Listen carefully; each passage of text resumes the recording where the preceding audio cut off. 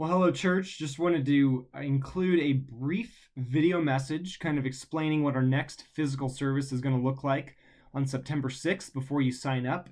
If you're watching this video, that should be live, so you can go ahead and sign up. But I wanted to explain a few things that'll be additions or some slight changes to our first physical service. So, the first thing to say is that we have bumped our max number from 50 to 70. And that's not because we're disobeying government rules. We're actually following our county rules. So Colorado as a whole says that you can't have any more than 50 people in a building, but Larimer County says that you can have half of your fire code capacity as long as you can socially distance. So 70 we feel like is kind of the sweet spot. 70 is us being obedient to the government, but that also is what we think we can do while socially distancing. So that's why we have an increase from 50 to 70, in case you're wondering about that. That's the first thing to say and the biggest change to mention. Secondly, we hope that our live stream will be much better this time. Our Wi-Fi has been upgraded at the church.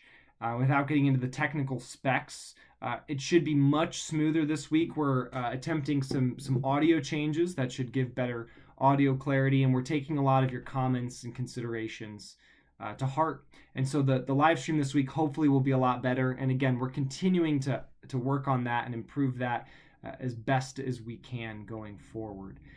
Next, we will not have children's programming per se, but for kiddos that are 5 years of age and younger, all the kids will sit with parents and wear masks like we did in the previous service. But at the sermon, kind of how we did pre-COVID, kids that are of the years of 5 years and younger will be allowed to go on the playground, and we'll have a couple of volunteers that will be overseeing that. So parents, just be aware of that. If you'd like for your kids 5 years old and younger to be on the playground during the sermon for the rest of the service, they'll be dismissed before the sermon, or you can choose to have them stay with you for the sermon. But there'll be a little bit of looseness there, obviously, because kids will be interacting a little bit. It's hard to make kids socially distance, but that's kind of the guidelines that we're following, along with the CDC, kind of limiting the amount of kids, but recognizing it's going to be pretty difficult to have them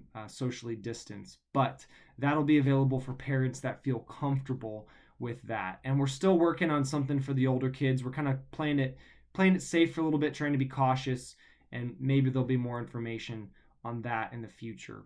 Again, we will see. Next, we will be practicing communion. So the way that we're going to do that is just to limit as much contact as possible. I will be the sole person handing out communion, and I'll explain this a little bit in the service. But instead of just having the elements on a table for you to come up and grab, as some people do, it's so much more meaningful and so much more theologically rich to be handed the elements. That's why we've always done it that way pre-COVID, because we receive the body and the blood from Christ. It's a gift given to us. We don't take it for ourselves. God gives it to us. And I want to maintain that liturgy, that practice. So we will still be handing out communion, but I'll be the sole person doing that. We will go up the center aisle with masks spaced apart. I'll have a mask on and gloves, and I will drop pre-packaged communion into your hands, which you can then take back to your seat and take with your masks off individually. So I wanted to make you aware that communion is happening. There'll be a little bit of funkiness as you're coming up, and I have to give it to you, but we're going to do our best to practice social distancing and to be smart with that. Next, we need volunteers. Again, we need people to clean, we need people to usher, we need people to greet, and you'll see that on the Sign Up Genius. If you have experience in those areas, we would definitely encourage you to sign up for that. But again, we need volunteers to make all of this come together.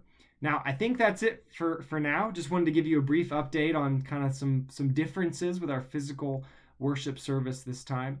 And as always, continue to just give us grace and patience as we find the best way to worship together. So go ahead and sign up. Remember, we have that wait list in case you aren't able to get on this physical service. Put your name on the wait list and you'll be first in line for the next worship service.